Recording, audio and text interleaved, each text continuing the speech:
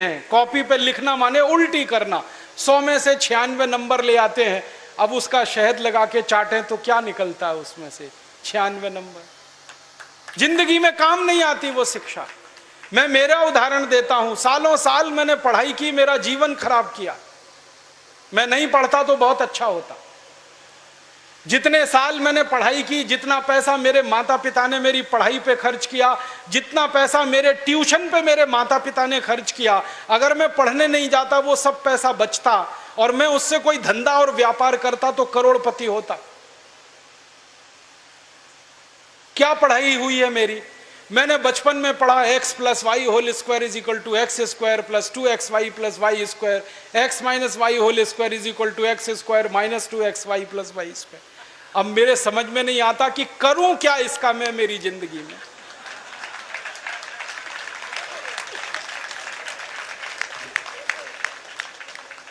मेरे गणित के प्रोफेसर ने मुझको पढ़ाया, मैंने रटा, रट रट के दिमाग खराब किया, घंटों घंटों बर्बाद किए, किलो किलो कागज मैंने लिख लिख के खराब किए, और वो मेरी जिंदगी में आज तक काम नहीं आया। x + y होल स्क्वायर क्या करूं मुझे मालूम ही नहीं। मेरे गणित के प्रोफेसर को एक दिन मैंने कहा कि आपने मुझे ये क्यों पढ़ाया x + y होल स्क्वायर, मेरी जिंदगी में तो काम नहीं आया। तो मेरे गणित के प्रोफेसर कहते हैं, यार काम तो मेरे भी नहीं आया, मुझको किसी ने पढ़ाया, मैंने तुमको पढ़ाया। ये भेड़िया धसान क्यों चला रहे हो इस देश में? जो काम नहीं आता वो क्यों पढ़ा रहे हो इस देश के बच्चों? बचपन में मुझे पढ़ाया गया अमेरिका का पहला राष्ट्रपति कौन, क्या करूं इसका? मान लीजिए मुझे मालूम है अमेरिका का पहला राष्ट्रपति जॉर्ज वॉशिंगटन, करूं क्या? मालूम है मुझे, क्या करूं इसका? मैं सब्जी खरीदने जाता हूं बाजार में, सब्जी वाले को कहता हूं देखो मुझको मालूम है अमेरिका का पहला राष्ट्रपति जॉर्ज वॉशिंगटन था, वो सब्जी देगा क्या मुझे? फालतू में रटा रटा के मेरा दिमाग खराब कर दिया। अमेरिका का पहला राष्ट्रपति कौन? और मुझे इतना दुख होता है, तकलीफ होती है कि कोई मुझे ये पूछना शुरू करे कि तुम्हारे परिवार का पहला राष्ट्रपति कौन? मुझे नहीं मालूम। मेरे परिवार के राष्ट्रपति से मतलब मेरे दादा, दादा के दादा, दादा के दादा, दादा, कहीं से हमारा कुल शुरू हुआ ना, तो मेरे कुल का पति माने मेरा पहला पिता, वो कौन नहीं मालूम। और अमेरिका का पहला राष्ट्रपति मालूम है। और मुझे तो इतना दुख होता है कि अमेरिका का पहला ही राष्ट्रपति नहीं मालूम, 250 राष्ट्रपति मालूम है मुझे उनके, और मेरे कुल के 2.5 आदमी के नाम नहीं मालूम मुझे। मेरे पिताजी का नाम मालूम है, उनके पिताजी का, उसके आगे बढ़ता हूं तो सब ब्लैंक हो जाता है, याद ही नहीं मुझे। क्या करना है ऐसी शिक्षा से? काम की क्या है ये? बचपन में मुझको पढ़ाया कनाडा का क्लाइमेट कैसा, कनाडा का, भारत का नहीं, कनाडा का। कनाडा की जलवायु क्या है, क्या करूं उसका कनाडा की जलवायु का?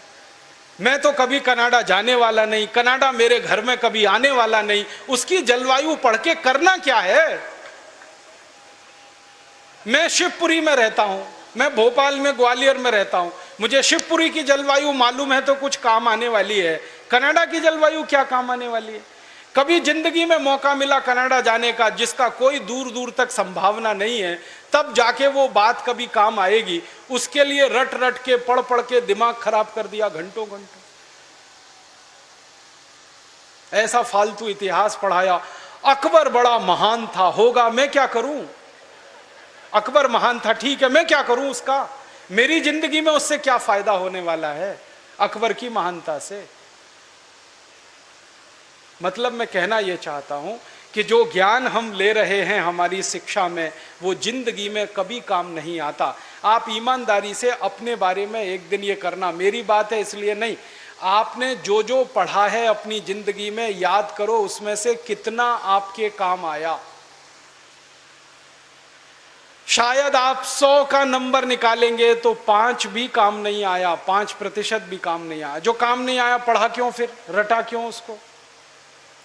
और आप ऐसे सोचो, दूसरा उल्टा सोचो कि हमने जितना पढ़ा वो कितना हमें याद है। याद उतना ही रहेगा जो रोज काम आता है। बाकी कचरे को दिमाग निकाल के ऐसे ही फेंक देता है। जो याद ही नहीं रहे और काम नहीं आए उसको पढ़ना और पढ़ाना क्यों। तो मैंने सोचा कि शिक्षा व्यवस्था बदलना बहुत ज़रूरी है। हमारे बच्चों के ऊपर इतना बोझा हो गया है, इस बोझे ने बच्चों को ख़त्म कर दिया। कभी कभी तो मुझे इतना अफसोस होता है, अखबारों में खबर पढ़ता हूँ 12वीं कक्षा का रिजल्ट आया, इतने बच्चों ने आत्महत्या कर ली। क्यों? फेल हो गए। बच्चे थोड़ी फेल हुए हैं, परीक्षा की पद्धति फेल हुई है हमारी, बच्चे फेल नहीं हुए। बच्चों के बारे में तो सारी दुनिया कहती है कि वो तो कच्ची मिट्टी के घड़े के जैसे हैं, जैसा आप शेप दोगे वैसे हो जाएंगे। हमारे बच्चों को हमारे अध्यापक और परीक्षा वाले शेप नहीं दे पाए, इसलिए परीक्षा पद्धति फेल हुई है, बच्चे फेल नहीं हुए। मुझे तो कई बार यह कहने के मन करता है कि बच्चों को फेल करने वाले अध्यापकों को फेल करना चाहिए, क्योंकि उन्होंने पढ़ाया नहीं ठीक से, समझाया नहीं बच्चों को ठीक से। और इस शिक्षा पद्धति में क्या भेड़िया धसान है।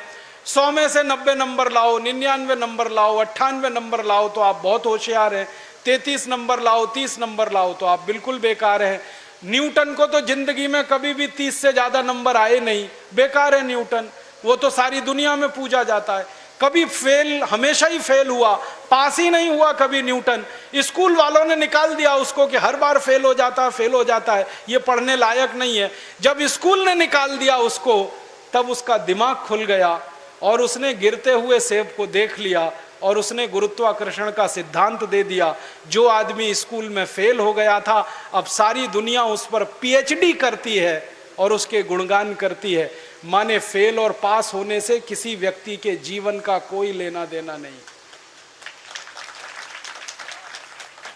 आप आइंस्टाइन की अगर कहानी पढ़ोगे तो आइंस्टाइन तो 9 कक्षा के आगे पढ़ नहीं पाया कभी, निकाल दिया स्कूल ने उसको, क्योंकि वो कुछ और सोचता रहता था। स्कूल ने निकाल दिया और निकालने के बाद सारी दुनिया में E=mc² का जो सिद्धांत दे दिया, सारी दुनिया उसका गुणगान करती है और एक ऐसे आदमी को पूछती है जो स्कूल में 9 क्लास के आगे बढ़ा ही नहीं। मतलब मैं कहना चाहता हूं, 9 पढ़ जाए, 10 पढ़ जाए, 12 पढ़ जाए, 16 पढ़ जाए, इससे कुछ लेना देना नहीं। ज्ञान जो है ना, डिग्रियों से नहीं तौला जाता। ज्ञान अलग चीज है, डिग्रियां बिल्कुल अलग चीज। मैं तो इसी देश की कहानी देखता हूं। धीरूभाई अंबानी 9 क्लास फेल हो गया, पेट्रोल पंप पे नौकरी करना शुरू किया और रिलायंस नाम का एक एम्पायर खड़ा कर दिया जो सारी दुनिया में 4.5 लाख करोड़ का है। 9 क्लास फेल आदमी 4.5 लाख करोड़ का एम्पायर खड़ा करके छोड़ गया। इसका माने ज्ञान का डिग्री से कोई संबंध नहीं है। घनश्याम दास बिरला 4 क्लास पढ़े, स्कूल और गांव छोड़कर निकल गए, लोटा लेकर कलकत्ता पहुंच गए और इतना बड़ा खानदान बना दिया, बिरला एम्पायर, जो आज लाखों करोड़ का है। 4 क्लास पास आदमी ने किया। बिरला जी कहा करते थे कि क्लास पास करना कोई महत्व की बात नहीं है जीवन की तुलना में। तो हम जीवन को जीने वाली शिक्षा हमारे विद्यार्थियों को दें, ऐसी शिक्षा व्यवस्था हम बनाएं जिसमें डिग्री का महत्व ना हो, ज्ञान का महत्व हो, परीक्षा का महत्व ना हो, सीखने का महत्व हो, पढ़ाने का महत्व नहीं हो, सिखाने का महत्व हो। अध्यापक भी सीखें, विद्यार्थी भी सीखें, दोनों सीखने की प्रक्रिया में आगे बढ़ें। ऐसी एक शिक्षा व्यवस्था हम बनाना चाहते हैं और ये पूरी शिक्षा व्यवस्था मातृभाषा पर आधारित होगी, ये अंग्रेजी पर आधारित नहीं होगी। अंग्रेज आए तो अंग्रेजी आई, अंग्रेज गए तो अंग्रेजी चली जानी चाहिए थी। क्यों हमने रख लिया इस अंग्रेजी को? अंग्रेजी में पढ़ाते हैं अपने बच्चों को, मार मार के सिखाते हैं, बच्चे बेचारे अक्सर उसमें फेल हो जाते हैं। हिंदुस्तान के बच्चे गणित में पास होते हैं, भौतिकी में पास होते हैं, रसायन में पास होते हैं, अंग्रेजी में फेल हो जाते हैं। होना ही चाहिए उनको अंग्रेजी में फेल, क्योंकि अंग्रेजी विदेशी भाषा है। मुझे आप एक अंग्रेज बताइए और दिखाइए जो हिंदी में पास हो जाए, तो मैं अंग्रेजी में पास होकर दिखा सकता हूं। जब कोई अंग्रेज हिंदी में पास नहीं हो सकता, तो हम भारत के विद्यार्थियों से क्यों अपेक्षा कर रहे हैं कि वो अंग्रेजी में पास हो? और अंग्रेजी भाषा नहीं है पास होने लायक, ये तो भाषा ही रद्दी है। इस भाषा का इतिहास जब मैंने पढ़ा, 5वीं शताब्दी में तो ये भाषा आई, माने मुश्किल से 1500 साल पुरानी है। हमारी भाषा तो करोड़ों साल पुरानी है, संस्कृत, हिंदी, मराठी, तमिल, तेलुगु, कन्नड़, मलयालम, ये तो 1500 साल पुरानी है। और दुनिया की सबसे रद्दी भाषा है अंग्रेजी, जिसकी कोई अपनी व्याकरण नहीं है जो शुद्ध हो और ठीक हो। आपको एक उदाहरण देता हूं। अंग्रेजी में एक शब्द है PUT, पुट, BUT, तो PUT पट होना चाहिए, CUT कट, BUT बट, तो PUT पट। अगर PUT पुट तो CUT कुट, BUT बुट, यही होना चाहिए ना। क्या मूर्ख लोगों की भाषा है, ग्रामर ही नहीं है। और परम मूर्खता की भाषा ये अंग्रेजी। एक शब्द है अंग्रेजी में, उसमें कहते हैं केमिस्ट्री, CHEMISTRY, केमिस्ट्री, तो यहां पे CH जो है ना का हो गया, ठीक है, तो केमिस्ट्री में CH का हो गया, तो चोपड़ा में कोपड़ा होना चाहिए। CHOPARA है ना, उसको चोपड़ा क्यों कहते हैं, कोपड़ा कहो। और CHOPARA को चोपड़ा कह रहे हो तो CHEMISTRY को चेमिस्ट्री कहो। फिर एक जगह CH का है, एक जगह CH चा है, कुछ समझ में ही नहीं आता क्या इनका हिसाब किताब है। मूर्खों की भाषा है ये अंग्रेजी। और इस भाषा की कितनी बड़ी कमजोरी है। अंग्रेजी में एक शब्द है SUN, माने सन, माने सूरज। अब किसी भी अंग्रेज माई के लाल को मेरी चुनौती है कि इसका दूसरा शब्द अंग्रेजी में से निकाल के लाए। SUN का पर्यायवाची है ही नहीं, लाएंगे कहां से। पूरी अंग्रेजी में सन का पर्यायवाची नहीं है, माने दूसरा शब्द नहीं है जो सूर्य को बता सके। अब हम संस्कृत की बात करें, सूर्य एक शब्द है, दिनकर, दिवाकर, रवि, भास्कर, मार्तंड, 84 शब्द हैं हमारे पास संस्कृत में। अंग्रेजी में एक ही है। एक शब्द है अंग्रेजी में मून, एक ही है, चंद्रमा। और हम संस्कृत में 56 शब्द हैं चंद्रमा के लिए। अंग्रेजी का एक शब्द है वाटर, माने पानी, वो अकेला एक ही है। वो नदी का पानी हो या नाले का, कुएं का हो या तालाब का, सब पानी वाटर है। और यहां भारत में हर पानी के लिए अलग शब्द है। बारिश का पानी अलग, समुद्र का पानी अलग, नदी का पानी अलग, तालाब का अलग, सरोवर का अलग, नाले का पानी अलग, कीचड़ का पानी अलग, सब पानी के लिए अलग अलग शब्द है। अंग्रेजी में एक ही है, वाटर। बहुत गरीब भाषा है अंग्रेजी, शब्द ही नहीं है उनके पास। कितने गरीब हैं, चाचा भी अंकल, मामा भी अंकल, मौसा भी अंकल, फूफा भी अंकल, फूफा का फूफा भी अंकल, मौसा का मौसा भी अंकल, कोई शब्द ही नहीं है अंकल के अलावा।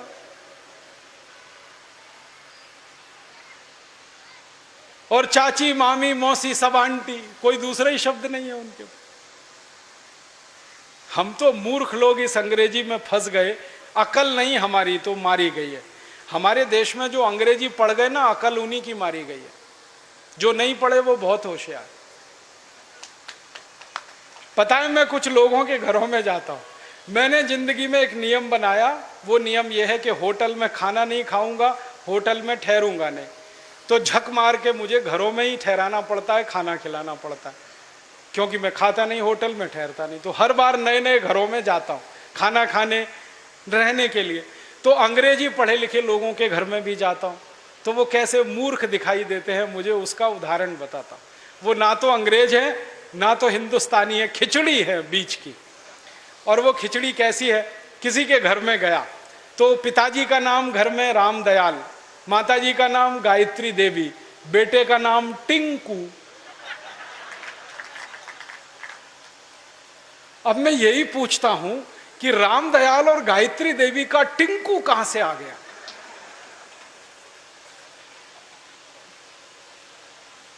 फिर मैं उनको पूछता हूं, आपको मालूम है टिंकू का अर्थ क्या है?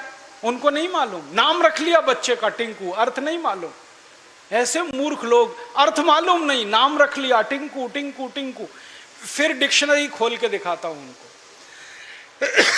अंग्रेजों की सबसे पुरानी डिक्शनरी है वेबस्टर डिक्शनरी। उसमें टिंकू का अर्थ है आवारा लड़का।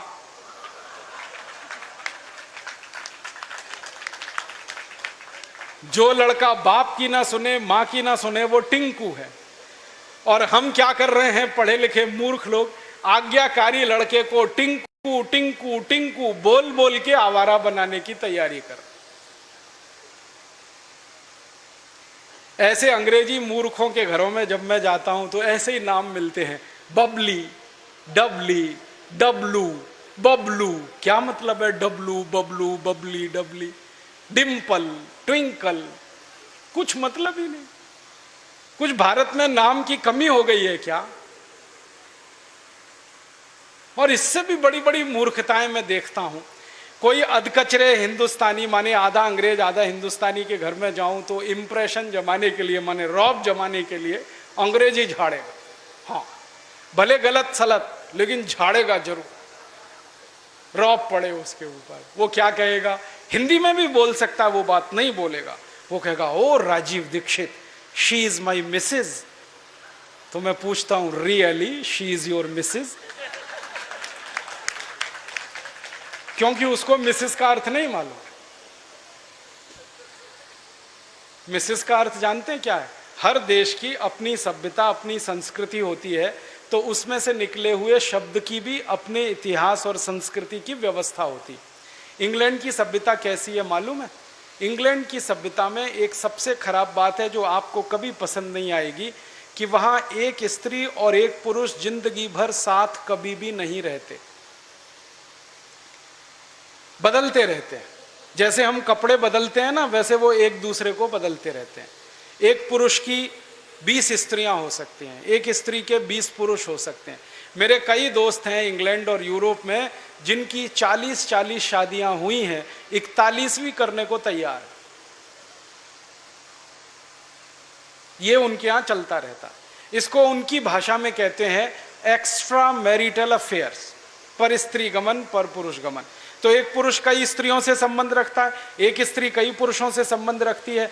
तो पत्नी को छोड़कर जितनी स्त्रियों से संबंध रखने वाले होते हैं, वो सब मिसेज में जाते हैं। माने मिसेज का अर्थ है धर्म पत्नी को छोड़कर कोई भी महिला जिसके साथ आप बिस्तर में रात को सोएं, वो मिसेज होती है, पत्नी को छोड़कर। अब यहां धर्म पत्नी को मिसेज बनाने में लगे हुए हैं। मूर्खों के मूर्ख पता नहीं कहां से पैदा हो। मिस्टर का मतलब उल्टा है, पति को छोड़कर कोई भी पुरुष जिसके साथ आप रात बिताएं वो मिस्टर होता है। यहां पति को मिस्टर बनाने में लगे हो। छोड़िए इन अंग्रेजी शब्दों को, इनमें कुछ दम नहीं। और एक तो सबसे खराब अंग्रेजी शब्द है, पता नहीं लोग बोलते कैसे हैं उसको, मैडम। आप जानते हैं मैडम कौन होता है यूरोप में? अंग्रेजों की संस्कृति में जहां पर परस्त्री गमन होगा वहां वैश्यावृत्ति होने वाली है कि नहीं? परस्त्री गमन, पर पुरुष गमन, वैश्यावृत्ति चरम पर होगी। तो वैश्याएं जो अपने कोठों को चलाती हैं, अपने वैश्यावृत्ति के काम में लगी हुई वैश्याओं की जो प्रमुख वैश्या होती है उसको मैडम कहते हैं।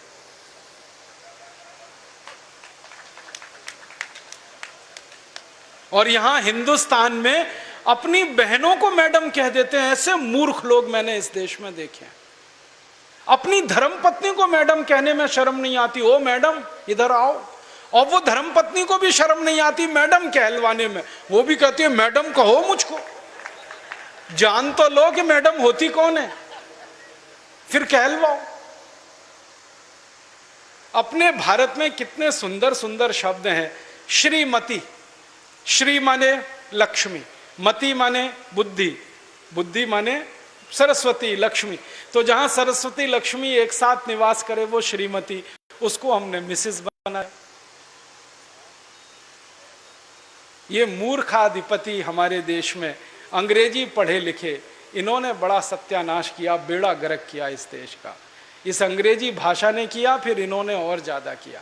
मेरा आपसे हाथ जोड़कर निवेदन है, इस अंग्रेजी भाषा में मत फंसिए, कुछ इसमें रखा नहीं है, दम नहीं है। कभी कभी तो मैं लोगों के घरों में जाता हूँ, इतना गुस्सा आता है मुझे। कभी कभी अंग्रेजी पढ़े लिखे लोगों के घर में जाता हूँ तो छोटे छोटे बच्चे होते हैं ना, उनको उनके माता पिता कहते हैं, देख बेटा अंकल आए हैं, जरा पोएम तो सुना। मैं कहता हूँ भाई मैं अंकल नहीं हूँ, मुझे या तो मामा बना लो या चाचा बना लो, दोनों में ही आपका फायदा है, मेरा भी फायदा है। मामा बनो तो भी फायदा, चाचा बनो तो भी फायदा, अंकल में तो कुछ रखा नहीं है। फिर उनके माता पिता को कहता हूँ, ये आप इनको पोएम क्यों सुनवाते हैं, कविता सुनवाओ ना। तो उनको पोएम और कविता का अर्थ ही पता नहीं है, पोएम अलग है, कविता अलग है। अब वो बच्चे चालू हो जाते हैं टेप रिकॉर्डर की तरह से और पोएम सुनाते हैं मुझको, rain rain go away come again another day little baby wants to play. अब मैं बच्चे को पूछता हूं, तुमको मालूम है इसका अर्थ क्या है? नहीं मालूम। किसने सिखाया? मम्मा ने सिखाया। मम्मा को पूछा, आपको अर्थ मालूम है रेन रेन गो अवे? नहीं मालूम। किसने बताया? टीचर ने बताया। टीचर को पूछो, उनको भी अर्थ नहीं मालूम। तो रटाया क्यों फिर बच्चे को? अर्थ ही नहीं पता। फिर बच्चों को मैं बताता हूं, देखो इसका अर्थ ये है, बारिश बारिश तुम चली जाओ, मत आओ क्योंकि मुझे खेलना है। माने छोटे बच्चे को खेलना है, इसलिए वो बारिश को कह रहा है, बारिश बारिश तुम चली जाओ, यहां मत आओ क्योंकि मुझे खेलना है। अब ये बच्चे कविता गा रहे हैं, बारिश बारिश तुम चली जाओ, यहां मत आओ, मुझे खेलना है, और ये ईश्वर से प्रार्थना के रूप में कविता है। करोड़ों बच्चों ने ये कविता गाई और ईश्वर ने सुन ली तो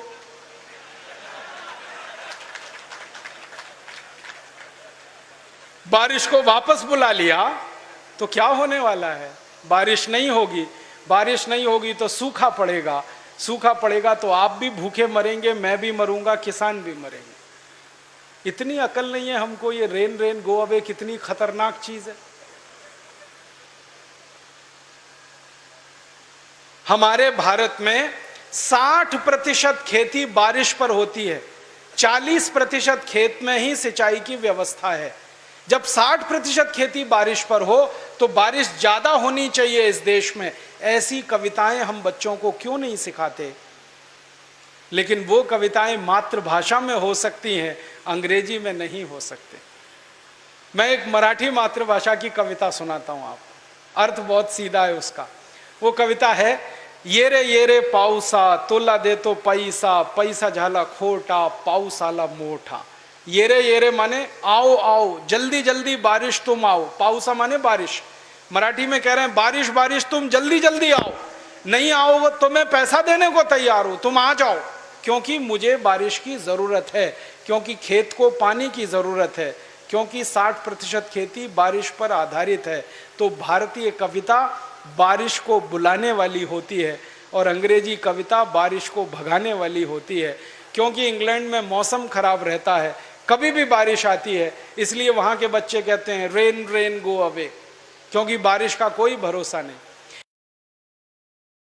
दोस्तों, सबसे पहले तो चैनल सब्सक्राइब करें, फिर लाइक, कमेंट और शेयर करें, और हाँ, हमारा एंड्रॉयड ऐप डाउनलोड करना ना भूलें।